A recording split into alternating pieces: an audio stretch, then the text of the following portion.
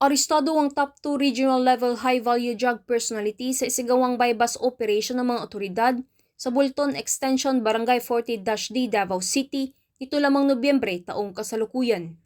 Kinilala ni Police Major Maynard D. Pascual, Chief RPDU 11, ang mga suspect na sina alias Bay, na isang top 2 regional level high-value individual, 18 taong gulang, at residente ng Sandawa, Davao City, at alias Romy, 17 taong gulang, isang rescued minor, at residente ng Bukana, Barangay 76-A, Davao City.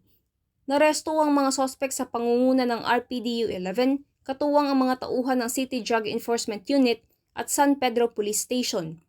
Nakumpiska sa mga sospek ang 42 pakete na hinihinalang dried marijuana na nagkakalaga ng humigit kumulang 586,680 pesos at isang unit ng mobile phone.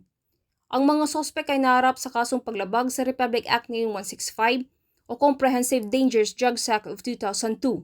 Samantala, ang Police Regional Office 11 ay patuloy na pinapaigting ang laban kontra kriminalidad alinsun sa kampanya ng Bagong Pilipinas na panatili ng kapayapaan at kaayusan tungo sa pagsulong ng bansa.